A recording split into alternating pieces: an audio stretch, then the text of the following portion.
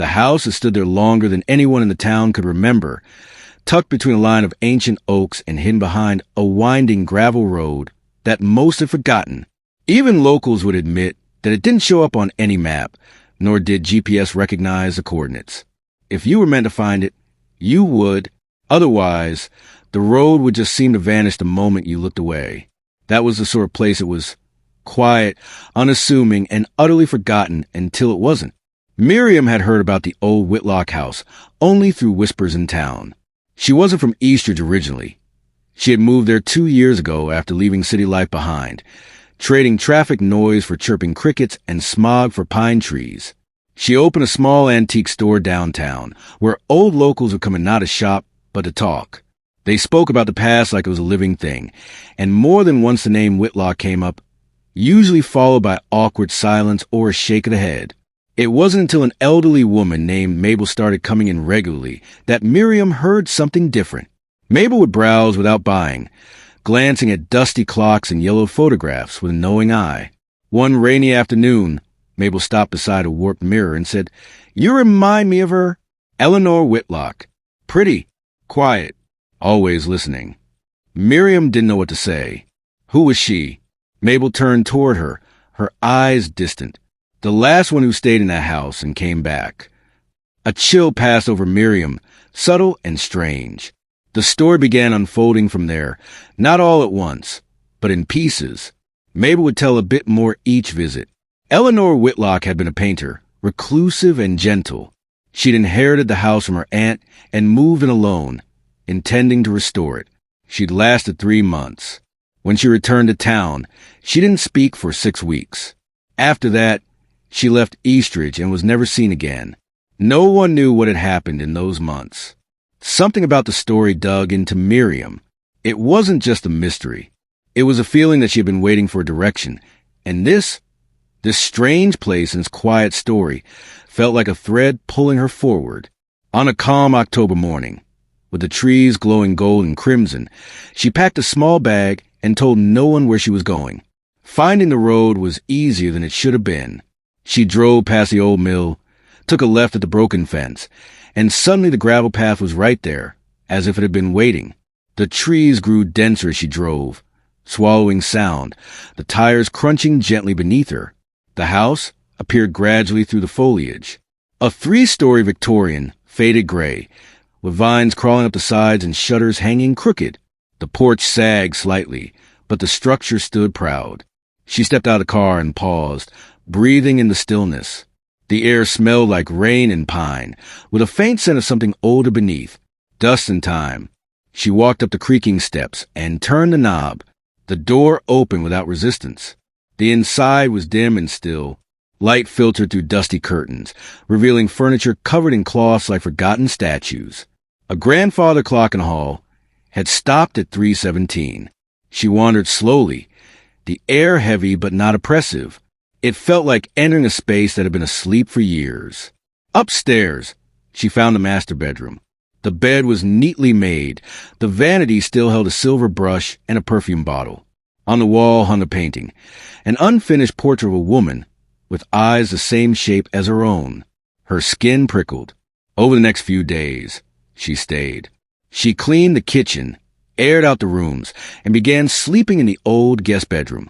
Each night, she would hear soft creaks on the stairs, like someone pacing slowly up and down.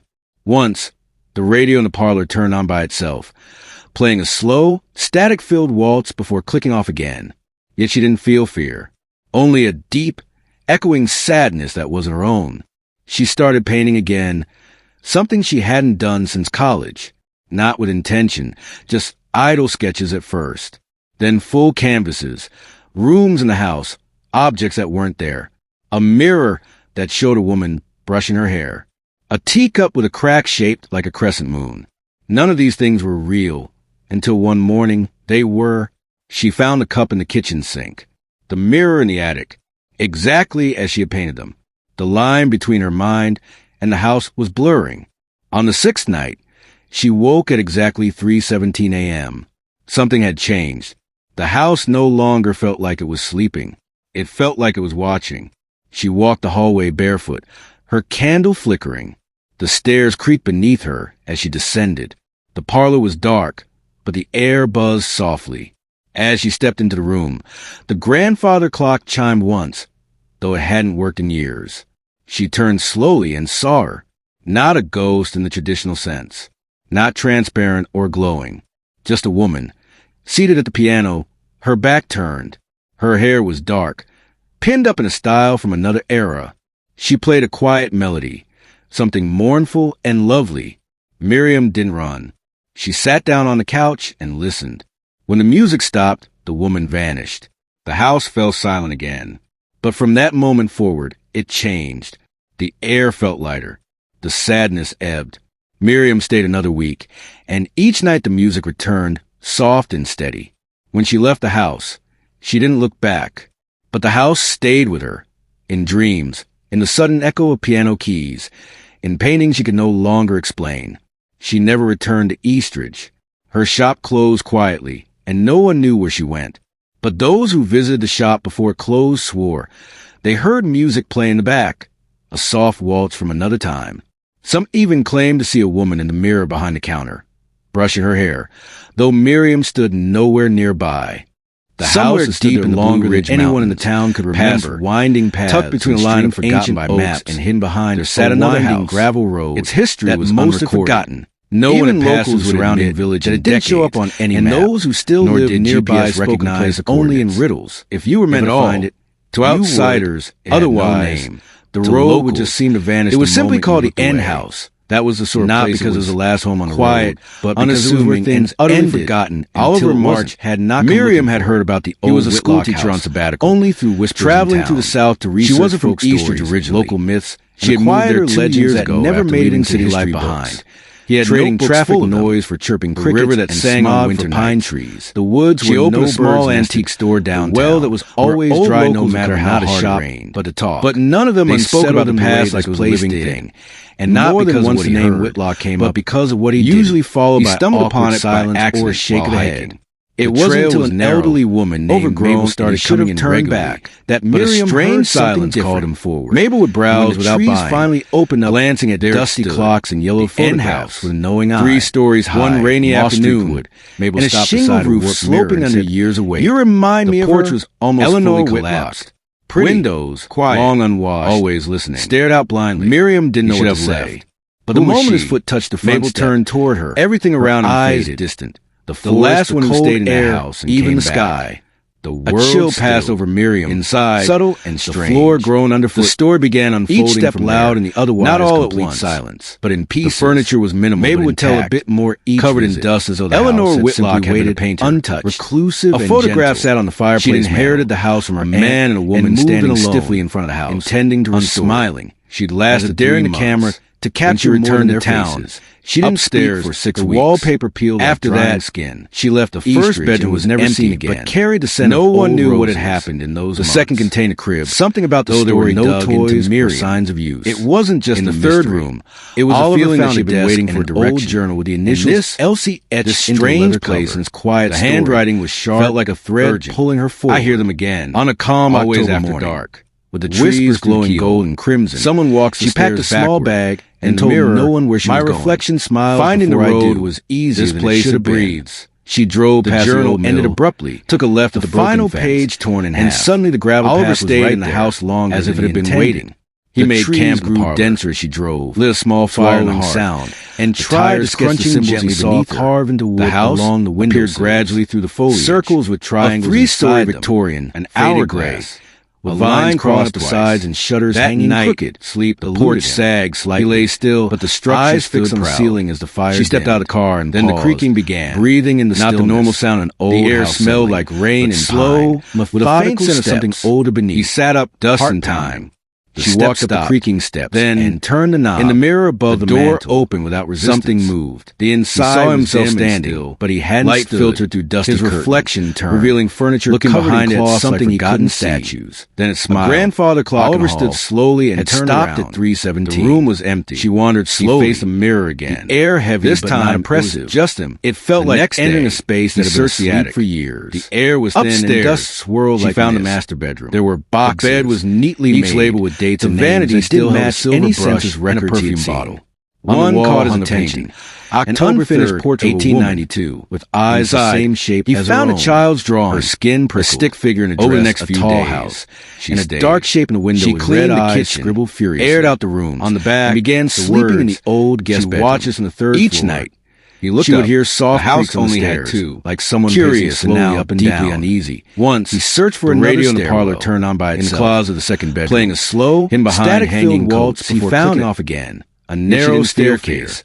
Only it had been twisting upward into sadness that wasn't her own. He climbed slowly. She started painting every step a test of his courage. Something she hadn't done since college, was unlike the rest. Not with intention. Clean, just idle sketches at first. Lit by soft gray canvases from a circular window in the house. There was a single chair in the center of the room that showed a mirror on each wall, brushing her hair, and silence. A teacup with a crack shaped like a crescent moon. He didn't notice the figure at first until he saw it in the reflection. She found the cup in the kitchen sink. Pale hands clasped, eyes exactly as she had painted. Her mouth moving, the line between her mind and the house spun around.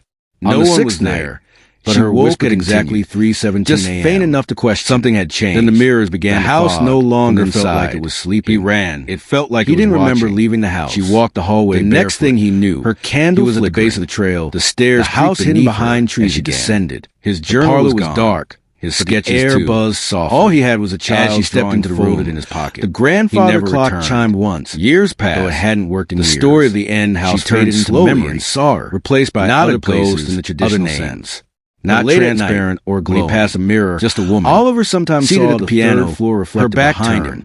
Her hair was with a chair, and pinned up in a style from another era. Back in she played a quiet melody. Long after Miriam had mournful and lovely. A couple bought the Whitlock house didn't run. To turn it into a bed. She sat down on the couch and listened. They painted the walls. When the music stopped, the fixtures, the woman vanished, and covered the floors. The house fell silent, muffled the creaks. But from that moment, some things remained. It changed. Guests reported hearing piano music at 3:17 a.m. Miriam sometimes showed a different time of day. Each night the music returned, and more than one person awoke steady to find their belongings when she left the house rearranged. She didn't look back, as if someone had tidied up the house. Stayed with her. A small group of dreams, in the sudden echo of curiosity, began staying she could no longer explain. She never took up residence in the area. Her shop closed man named Caleb, and no one knew with nothing but a backpack. But those who visited the shop, a marine biologist turned author. They heard looking for a retreat back to write a novel. Soft waltz from another time. He chose the attic as his workspace. Some even claimed to see a woman drawn to the small window and the brushing her hair. Though Miriam stood nowhere nearby, he started hearing things. A woman's voice humming beneath the floorboards. Doors that closed gently on their own. And always, the scent of old roses that came and went like a breeze. One evening, as he wrote by candlelight, he felt someone watching him. He turned and saw a woman in the corner, her dress from a bygone century, her face neither kind nor cruel, just deeply, deeply tired. "Do you need help?" he asked, barely above a whisper. She nodded once. He stood, but didn't move closer. "What do you need?" She opened her mouth, but no sound came. Instead, she raised a pale hand and pointed toward the basement door behind him. Caleb hesitated, then moved toward the basement. It was colder than expected, dry and silent. He flicked on the bulb. The walls were lined with old furniture and forgotten trunks. In one corner, he saw a small chest. When he opened it, he found a collection of letters, all addressed to Eleanor Whitlock. They were never sent, all written by a man named Charles. Some were loving, some pleading, some apologizing for something terrible that had happened in the house. Caleb read each one until dawn. The next night, the woman didn't appear. Nor the next. The air felt lighter. He placed the letters on the mantel beneath the mirror and left them there. Sometimes, late at night, guests still claim they hear pages turning on their own. Years later, people still come and go from the Whitlock house. Not to chase ghosts, but to find something quieter, a forgotten part of themselves, a connection to the past. The house does not harm. It does not haunt. It remembers. And sometimes, remembering is all it takes to let something rest. It was a cold November night when Detective Alan Reeves pulled into the gravel driveway of the small farmhouse outside of Cedar Grove, Nebraska. The wind clawed at the edges of his coat as he stepped out of the cruiser, flashlight in hand. The place had been quiet for years, abandoned, supposedly, but something didn't sit right with the call they'd gotten. A 911 hang-up trace of this address, followed by dead silence. No voice, no breathing, just static. It was the third time this month. The first two were brushed off as prank calls. But this one, it came just an hour after a missing persons report was filed. A teenage girl named Michelle Turner, gone without a trace. Her last known location? About 6 miles from here. The door creaked open without resistance. The inside of the house was frozen in time. Yellowed newspapers stacked along the walls. A calendar from 1992 still hanging in the kitchen. The air was thick, stale, but it wasn't empty. Alan's instincts twitched. Someone had been here recently. He moved through the hallway, following faint scuff marks on the dusty floorboards. Into the basement he went slowly, step by step, until the beam of his flashlight landed on something that made his stomach clench. A fresh footprint, still damp, leading toward a rotting mattress in the corner. And just beneath that mattress, he found a box. Inside, dozens of Polaroid photos.